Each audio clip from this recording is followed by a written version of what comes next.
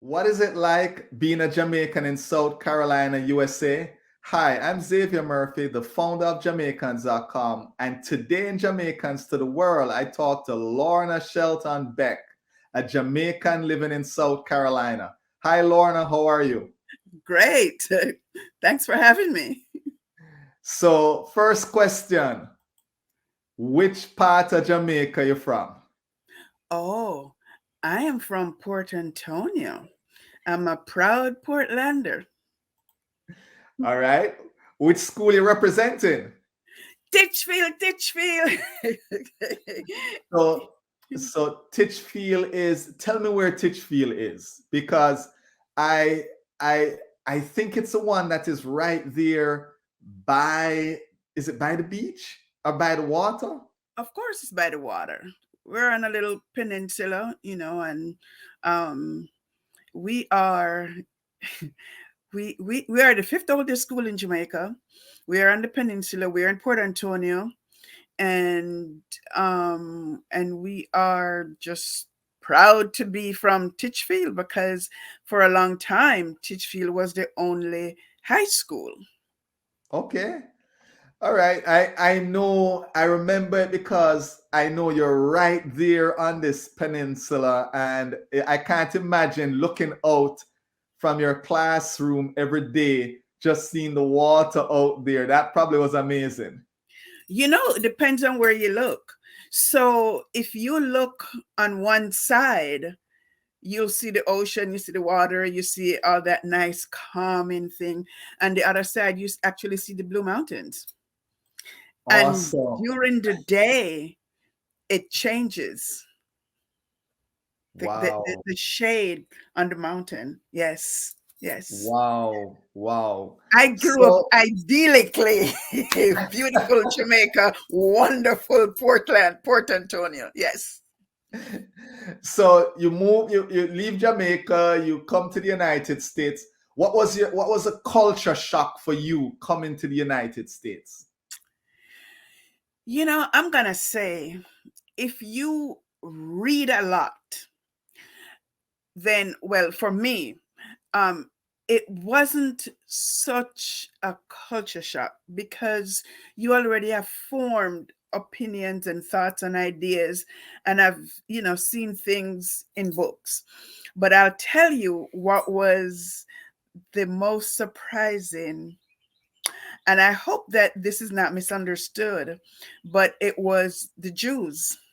The the Jews with their curls, the payoffs, and their black outfits and the hat. That was the most startling thing for me. Okay, Orthodox. Mhm. Okay, so tell us your experience and how did you end up living in South Carolina? Because this is not typically, when Jamaicans come to the United States, it's New York, it's Florida, and to You an know, I extent did or that. Georgia. I did that. So where I saw the Jews and stuff and learned to Jewish culture was actually New York. So I lived in New York because I went to school in New York. I went to Pratt Institute. And then I moved to California. Then I moved to Arizona. Then I moved to Montana. Then I moved to Colorado. Then I moved back to Montana for 5 years. And then I came to South Carolina. So I moved around a bit. And we ended up in South Carolina because South Carolina had two things that Montana didn't have: all year sunshine and black people. We lived in a town where there were four black people. And so when my son asked why is it he was the only black person at school, we knew it was time to leave. Okay, very interesting. So I know you're ingrained in the community there. You put on two events in Mhm. South Carolina. Tell us about those two events. So June is Caribbean American Heritage Month. So President Bush signed the proclamation in 2006, and so we had the first event, which is a carnival style festival, because we wanted to represent the entire Caribbean, and there's nothing more. Every Caribbean island does a carnival celebration. So we started the Charleston Carry Fest as a Caribbean carnival celebration in June.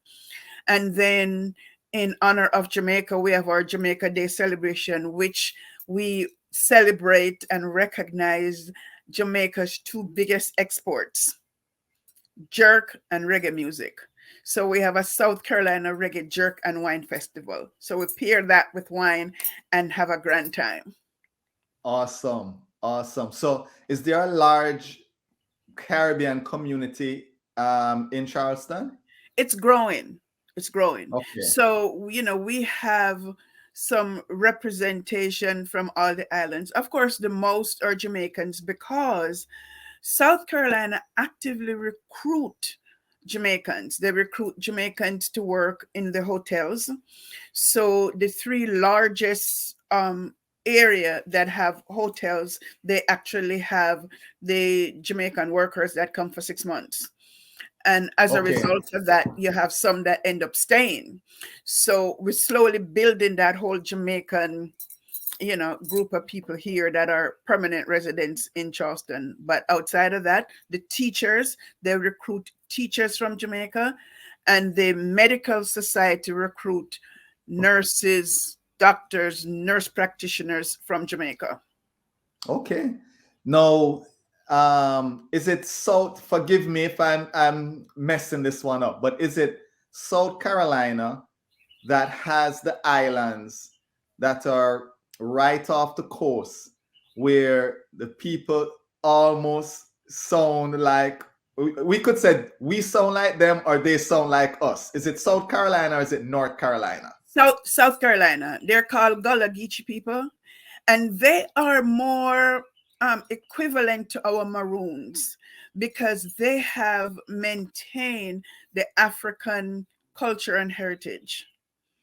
And so, they practice more Africanism, uh, is my way of putting it. Um, Okay.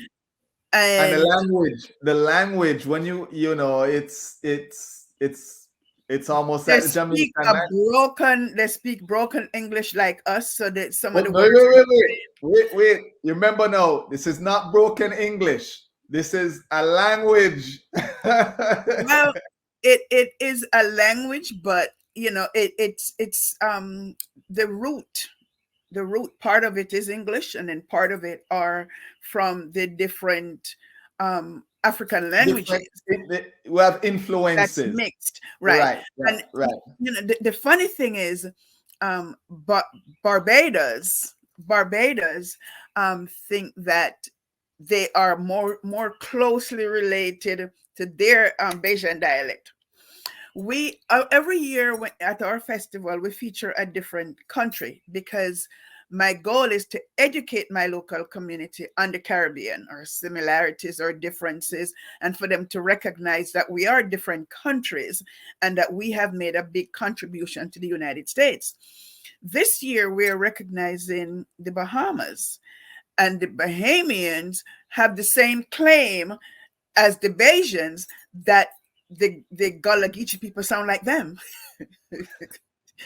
All right. Well, I guess that would be a debate amongst us all. But I think the strain is, the African influence that has influenced our language, our spoken language, and Exactly. and so and I know I'm a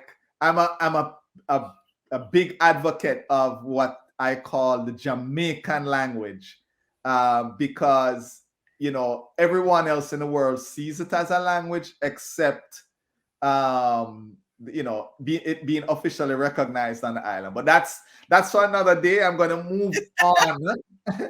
I'm going to move on and talk about typical South Carolina food. What would we expect Oh, there? so South Carolinians love seafood. They eat a lot of fish, um, oysters. They have a dish called shrimp and grits that's very popular. They love red rice.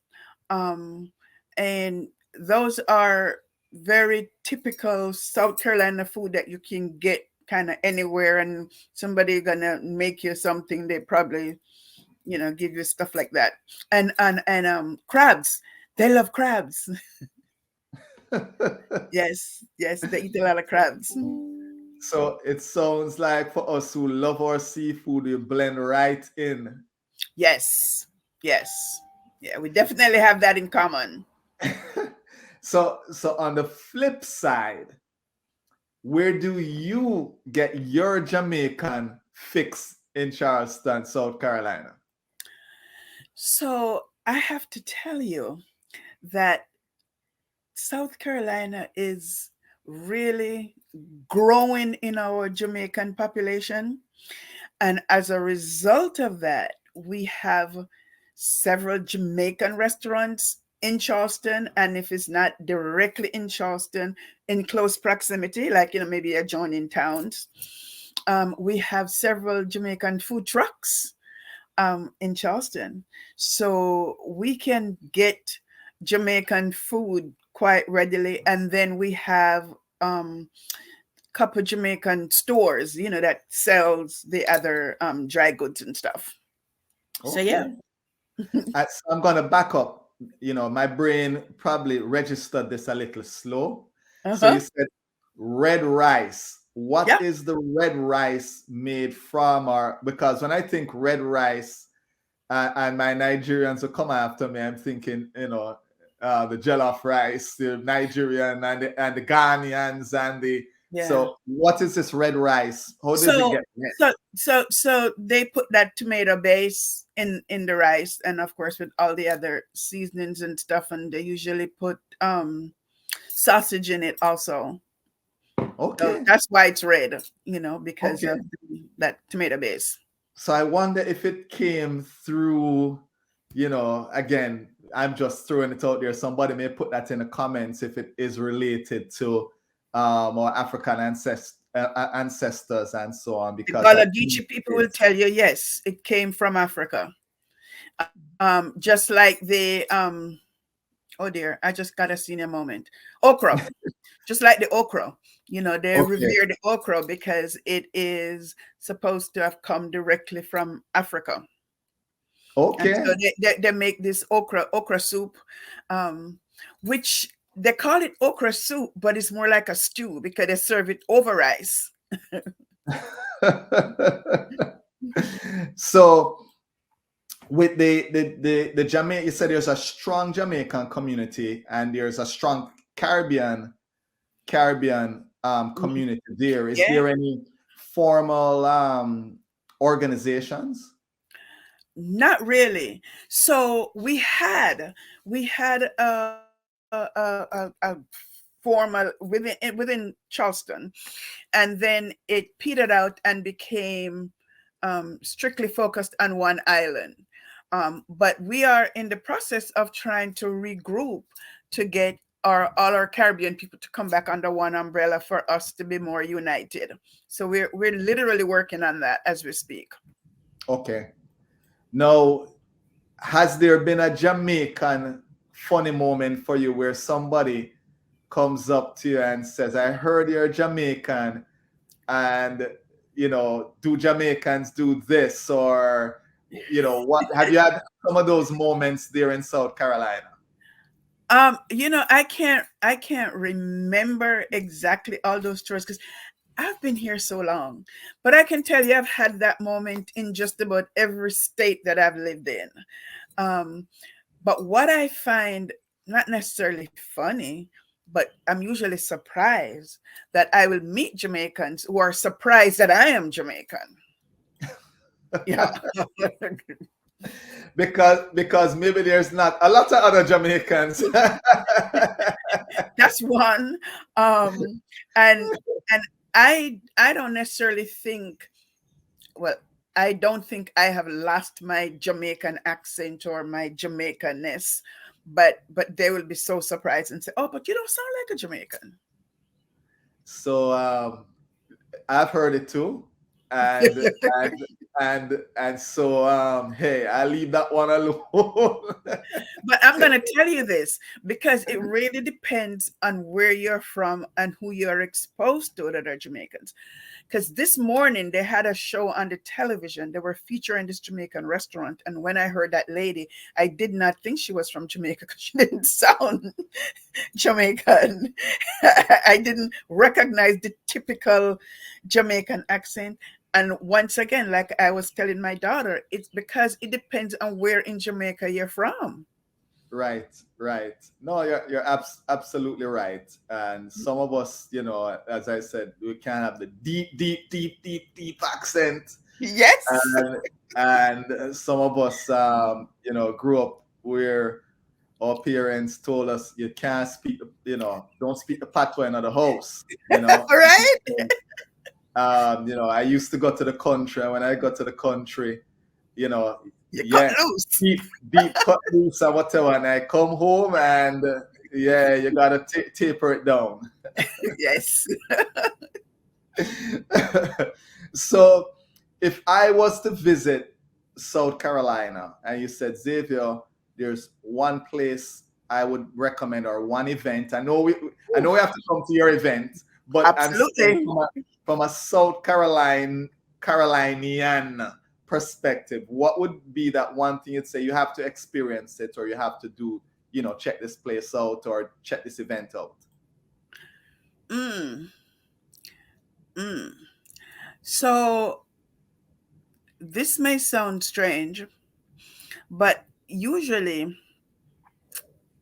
I take people to visit the plantation. So now you're gonna say, what? um, I have strong feelings about them. So they, of course, they have changed in that, they're no longer cultivating rice and all that stuff, but they are known for other things. Like I had a strong association with Magnolia Plantation for a long time, and they're one of the oldest gardens in the United States. And I feel like my ancestors created that. They're the ones that planted those things and developed that plantation. And why should I be denied the opportunity to experience it? And so I look at the plantation differently. I feel like I'm entitled. Okay, all right. No, and I love history, and so if we don't know our past, it's difficult to navigate the future if we don't know the past. Yeah. So And one other thing I want to share with you, because a lot of people may not know this, is that how Charleston and was developed was as a result of the ships that came from Barbados landed directly in Charleston and landed at um, Charlestown. And mm, so for the first 10 years, Charleston, which is just a stone throw from where I live, was the first town made up of course, the planters that came from Barbados, but they also brought their enslaved people, and they consisted of the town before 10 years later they move on to the peninsula and then change the name to Charleston. So the Caribbean has a big tie to Charleston. so there's always been that history that Hmm. behind the town. Yeah. Wow, And wow. so as a result of that, the architecture of Charleston was copied from Barbados. And the planting techniques that they tried to adopt came from their association with the Caribbean.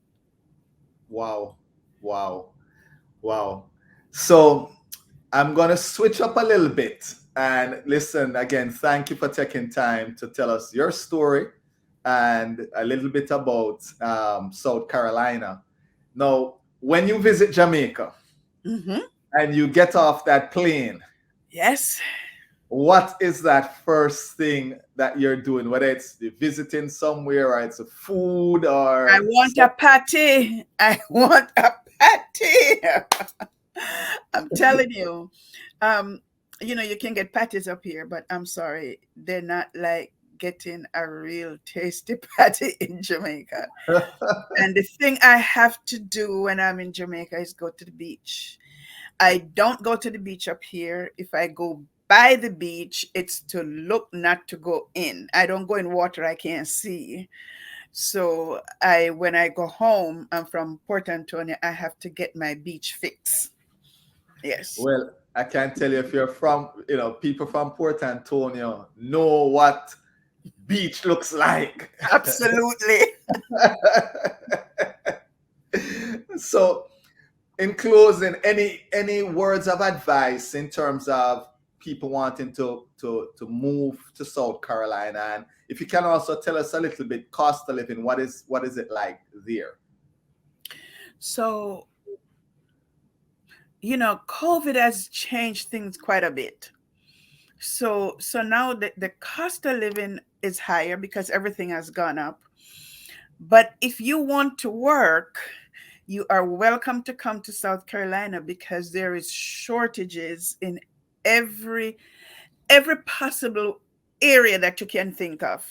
If you're a doctor, you can get a job. If you're a nurse, you can get a job. If you're a street sweeper, you can get a job. If you're a restaurant worker, you can get a job. There are jobs everywhere, all over Charleston. They're begging for people to come to work, so you can get work. To live in Charleston, you need to live on the periphery because downtown Charleston is a tourist destination, and so things cost a lot more downtown on the peninsula. Okay. Now, one other item here. How often get them, like them cold? How cold does it get then? Let's put it that way. Do you have often a lot of cold fronts, or because hey, some of us warm weather people. No, Charleston. I'm gonna say we don't get snow. So if we get snow, it's a freak. Okay.